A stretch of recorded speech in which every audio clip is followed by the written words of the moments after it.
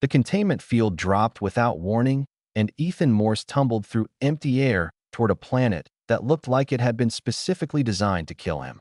Behind him, the alien transport ship was already accelerating away, its crew apparently satisfied that dumping an unarmed human onto a Category 8 Deathworld counted as appropriate punishment for the crime of existing.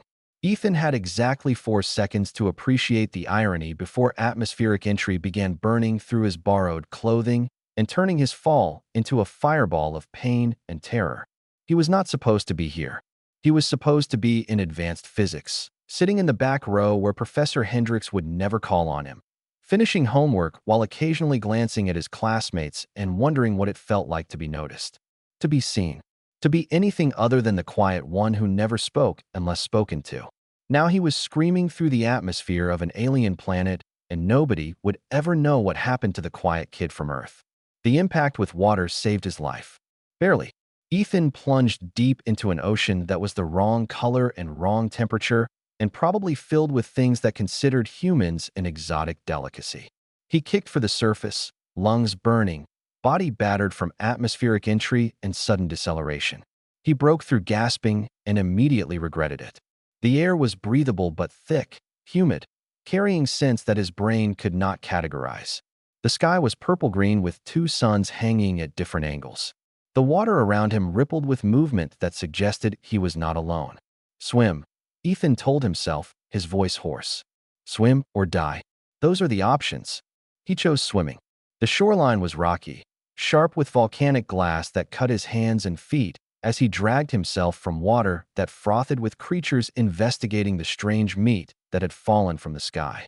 Ethan collapsed on black sand that was uncomfortably hot and lay there breathing, bleeding, alive. Okay, he said to nobody. What now? The answer came in the form of something that looked like a 6-legged bear crossed with a Komodo dragon emerging from the tree line. It was easily 3 meters long with teeth that belonged on a predator that had never learned the concept of mercy. It saw Ethan. It decided he looked edible. Ethan ran. He had never been athletic. He had spent his entire academic career avoiding physical education whenever possible. But fear and adrenaline were excellent motivators, and Ethan discovered he could run much faster than he ever imagined when an alien predator was trying to eat him. The creature was faster. It closed the distance with terrifying speed. Ethan grabbed a piece of volcanic glass as he ran, cutting his palm open but not caring. The predator lunged. Ethan spun and drove the makeshift blade into its eye with desperate strength. The creature screamed, a sound like metal tearing. Ethan did not wait to see if it would recover. He ran deeper into the jungle, leaving the thrashing predator behind. He collapsed behind a tree with bark that felt like sandpaper and tried to remember everything he had ever learned about survival, which was approximately nothing because survival skills were not part of the physics curriculum, and his previous biggest challenge had been remembering to eat lunch between classes. I am going to die here, Ethan said aloud. I am going to die alone on an alien planet because some aliens decided humans did not deserve to exist, and nobody will ever know what happened to me. The tree behind him moved. Ethan scrambled away, raising his bloody glass shard, ready to fight whatever nightmare this world would throw at him next. Nothing attacked. The tree continued its slow movement, revealing itself to be some kind of mobile plant. It ignored him completely, shuffling away on root legs toward better sunlight. Ethan laughed. The sound was slightly hysterical. Even the trees walk here. Of course they do. This is a death world. Why would anything be normal? But the laugh helped. It reminded him that he was still alive, still conscious, still capable of finding absurdity in horror. That was human. That was Earth. That was the part of him that no amount of alien cruelty could completely destroy. All right, Ethan said, standing on shaking legs. Let us do this properly. Step 1. Do not die. Step 2. Figure out why I am here. Step 3. Survive long enough to make them regret throwing me away. He had no idea who them was anymore. 3 days ago, he had been studying for midterms. Then the aliens came. Not in peace. Not for diplomacy. They came in silence, taking humans from 12 different cities in coordinated strikes that Earth's military could not stop. Ethan had been taken from his dorm room. Woke up in a cell with 40 other humans, all equally confused, all equally terrified.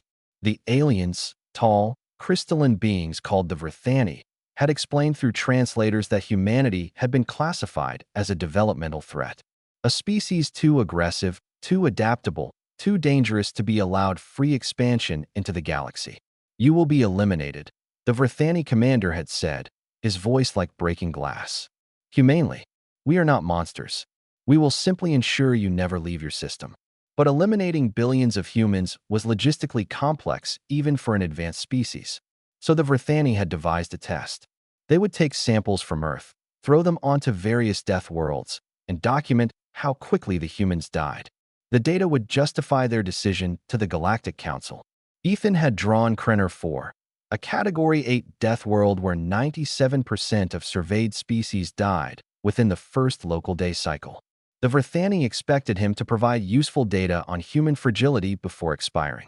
Well, Ethan said, treating a cut on his arm with water from a stream he desperately hoped was not poisonous. I guess they are going to be disappointed. The first day was survival. Finding water, finding food, finding shelter. The quiet physics student who never spoke in class discovered he was very good at observation, at pattern recognition, at understanding how systems worked.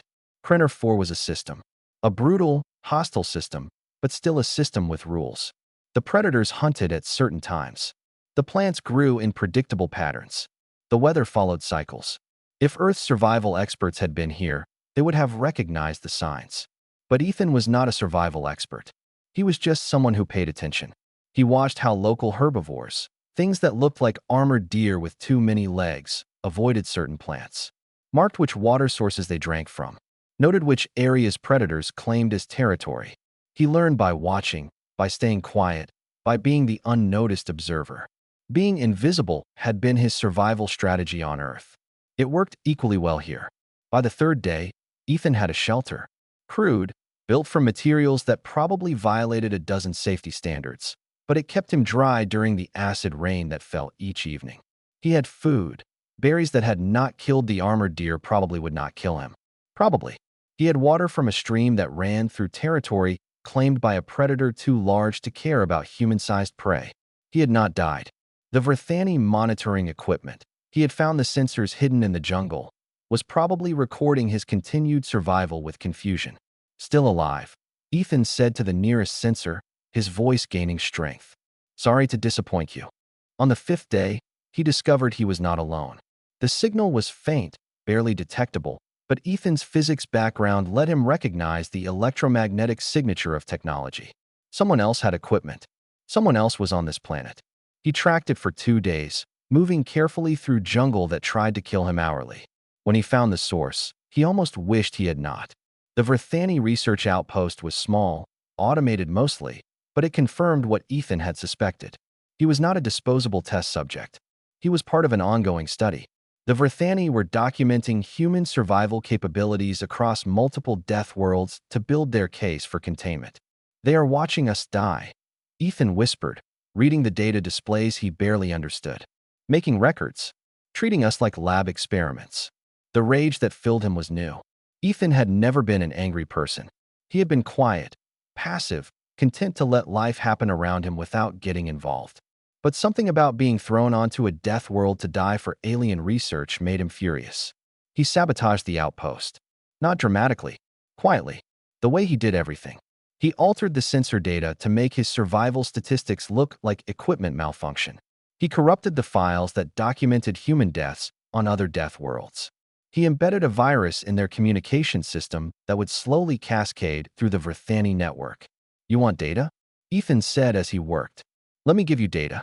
Let me show you what happens when you underestimate the quiet ones. The outpost exploded 4 hours after he left. Not a large explosion, just enough to destroy the research and signal to anyone monitoring that something had gone very wrong on Krennar 4. Ethan watched from a safe distance, then returned to his shelter. He had food stores now. A water purification system built from scavenged Vrythani technology. Weapons crafted from local materials and alien components. He was not just surviving. He was adapting. The realization hit him one evening as he sat by his fire, eating roasted meat from something that had tried to eat him first. He was not the same person who fell from the sky. The quiet student who never spoke in class had become someone else. Someone harder. Someone who fought back. Is this what you wanted?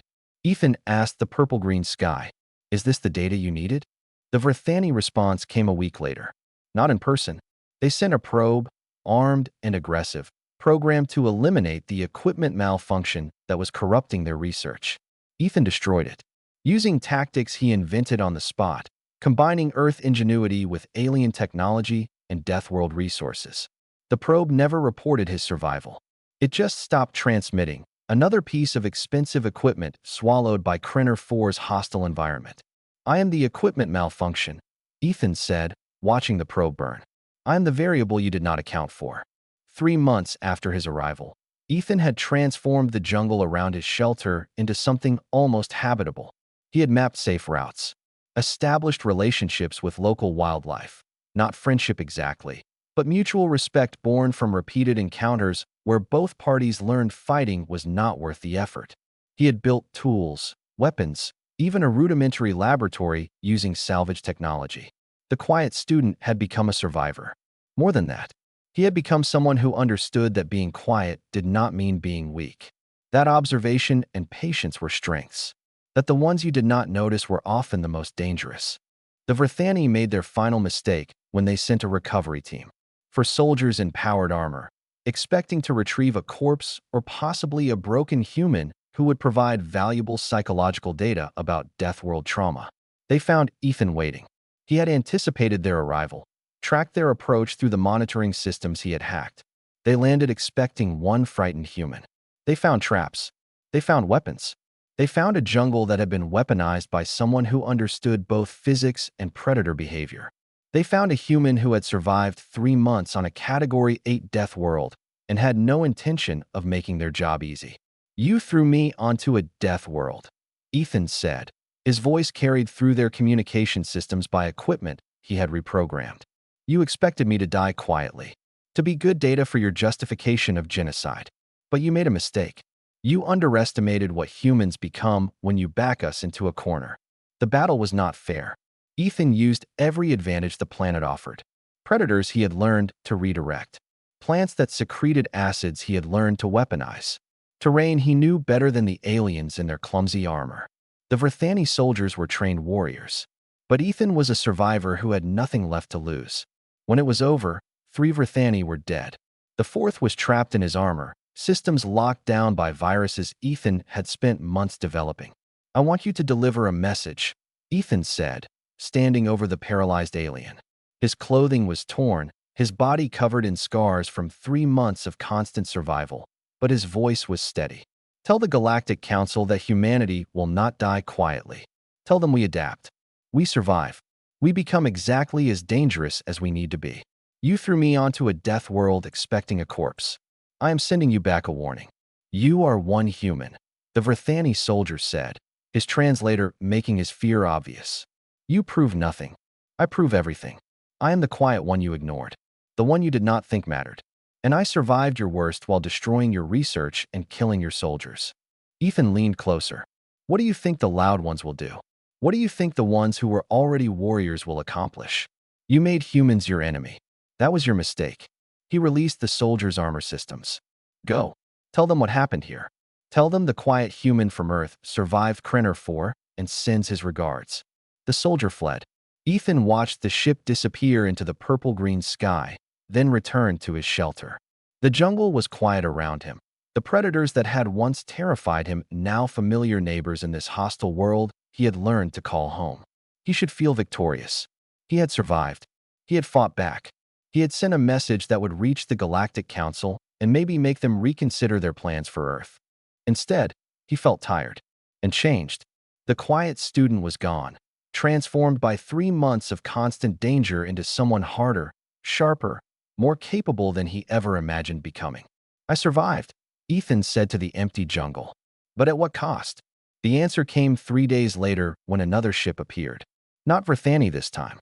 The design was different, sleeker, and it landed with diplomatic caution rather than military aggression.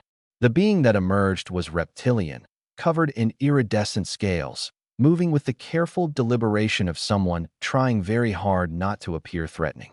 Ethan Morse of Earth? It asked through a translator. I am Counselor Thessin of the Galactic Accord. I have come to discuss your situation.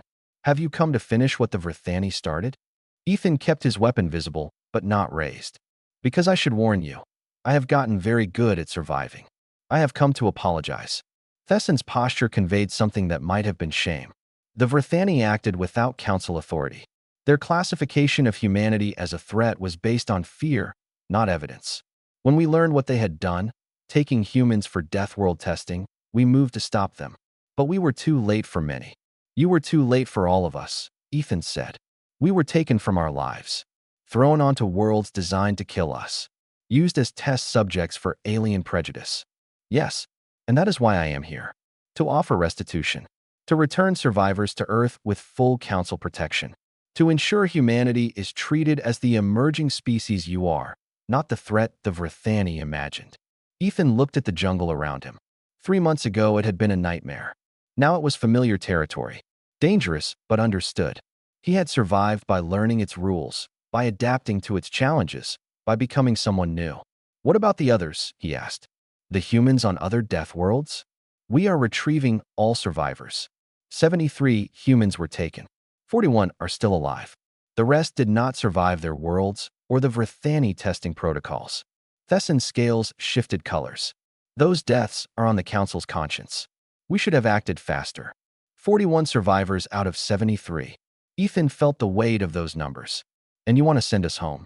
Pretend none of this happened. We want to make amends. Offer compensation. Ensure this never happens again. You cannot undo what happened. You cannot give back the 3 months I spent learning to kill or die. You cannot make me the person I was before you threw me onto a death world and told me to be good data. Ethan met the counselor's eyes. I survived Krennar Four. I became someone who could survive. But I lost who I was in the process. Thessin was quiet for a long moment. Then what would you have us do? Recognize that humanity is not weak or inferior because we are young. Understand that when you push us to survive, we become exactly as dangerous as necessary. Stop underestimating quiet species just because they do not immediately appear threatening. Ethan lowered his weapon. And maybe consider that the ones you do not notice are often the ones you should watch most carefully. Those lessons have been learned at great cost. Thessin gestured toward the ship. Will you come home? Return to Earth. Ethan thought about his dorm room, his physics classes, his quiet life where he went unnoticed. Could he go back to that? After 3 months of constant survival? After becoming someone who fought predators and destroyed alien research outposts and killed soldiers to protect himself? Yes, he said finally. But understand something. I am not the same person you took. None of US survivors will be. You threw us onto death worlds expecting us to break. Instead, we adapted. We survived. We proved exactly how dangerous humans can become when you leave us no choice. That message has been received, Thessin assured him. Humanity is now classified as a protected developmental species. Full council rights. No interference. And a formal apology delivered to your planetary government. That is a start. Ethan took one last look at the jungle that had nearly killed him and had ultimately made him stronger. Take me home. I have a lot to tell Earth about what we can survive when we have to. The journey back was surreal.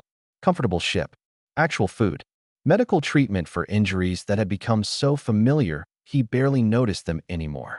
Other survivors joined them at various waypoints, each one changed by their death world experience, each one carrying scars that went deeper than the physical.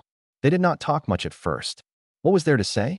They had been taken from Earth, thrown onto nightmare worlds, forced to survive impossible conditions. Some had succeeded. Many had not. Those who made it back were not the same people who had been taken. But slowly, as Earth grew closer, they began to share stories. Of survival, of adaptation, of learning to fight when fighting was the only option. And Ethan realized something important. They had been chosen randomly. Students, workers, families torn from normal lives. The Vrythani had expected them to be weak because they were not soldiers or survival experts. They had underestimated humanity's ability to adapt under pressure. They looked at us and saw weakness, another survivor said during one of their group discussions. They saw a young species, peaceful, not immediately warlike. They thought that meant we would break easily. But breaking and adapting looked similar from the outside, Ethan added. They could not tell the difference. They pushed us to our limits expecting collapse. Instead, we transformed. We became what we needed to be to survive. The quiet ones, another survivor said, looking at Ethan. I heard your story. How you barely spoke in class. How you were the student teachers forgot. But you survived Krennar Four longer than anyone expected and destroyed their research in the process. I learned something on that world, Ethan said. Being quiet does not mean being weak. Observation is a strength. Patience is a weapon. The aliens who captured us were loud, proud, certain of their superiority. They never noticed the quiet threat until it was too late. Earth appeared in the viewports, blue and beautiful and impossibly fragile compared to the worlds they had survived. Ethan felt something tighten in his chest. He was going home. Changed, scarred, transformed by 3 months on a death world, but going home. The landing was official. Cameras, government representatives, families weeping with relief. Ethan had no family. His parents had died years ago, leaving him alone to navigate university and life. But Professor Hendricks was there, the physics professor who barely remembered his quietest student. Ethan, the professor said, staring at the scarred, hardened survivor. Is that really you? Not really, Ethan admitted. That person died on Krennar Four. I am who survived. Over the following weeks, Earth learned what had happened. The abductions, the death world testing, the 41 survivors who came home changed by experiences that should have killed them. The 32 who did not come home at all. The Galactic Council issued formal apologies, offered reparations, promised it would never happen again. Earth's government accepted with the cold fury of a species that had just learned they were considered expendable by the greater galactic community. Humanity's status changed overnight. No longer ignored or dismissed. No longer the quiet species in the corner of the galaxy. The Deathworld survivors had sent a message: underestimate humans at your peril. Ethan returned to university. Not to resume his quiet life, that was gone forever, but to finish his education with new purpose. The quiet student who sat in the back of class was replaced by someone who understood survival, adaptation, and the strength found in being underestimated. You are different, Professor Hendricks observed during office hours. Harder, but also more focused. I learned what I am capable of when I have no choice, Ethan replied. I learned that being quiet does not mean being harmless. And I learned that humans are far more dangerous than anyone, including ourselves, ever realized. What will you do with those lessons? Use them. Make sure Earth is ready when the galaxy tests us again. Because they will. The Vrythani were just the first. Other species will challenge us, underestimate us, try to contain us. Ethan smiled without humor. I am going to help make sure humanity is ready to show them exactly how wrong they are. Years later, when Ethan had become one of Earth's leading xenosociologists and survival strategists, when he had helped train the generation that would expand humanity's reach into the stars, someone asked him about Krennar Four. Do you regret surviving? They asked. Becoming what you had to become. Ethan thought about the quiet student he had been. The person who went unnoticed, who avoided conflict, who just wanted to study physics and live a simple life. That person would have had a different answer. I regret what was taken from me, he said. But I do not regret who I became. The Vrythani threw me onto a death world expecting me to be good data for their prejudice. Instead, I survived. I adapted. I became exactly as dangerous as I needed to be. And the quiet student? He is still here, still watching, still learning, still being underestimated by those who think quiet means weak. Ethan smiled. The galaxy learned an expensive lesson about humanity. Never underestimate the quiet ones. We are not weak. We are patient. And when you push us too far, you discover exactly what humans become when survival is the only option. The message spread across the galaxy. Humanity, the young species, had survived Deathworld testing designed to justify their containment. They had adapted, fought back, transformed themselves into exactly the threat the Vrythani feared, but for entirely different reasons. Not because humans were inherently violent or aggressive, but because when pushed to their absolute limits, humans refused to break. They bent. They adapted. They survived. And they remembered. Ethan Morse had been the quiet one in class. The student nobody noticed.